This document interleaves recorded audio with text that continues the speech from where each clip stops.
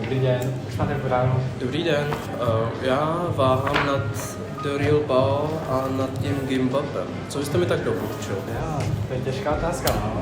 A možná já vám doporučuji Dreva, že je to kodná lepší. Je to lepší, jo? Yes. Dobře. Tak já si dám ten Gimbap.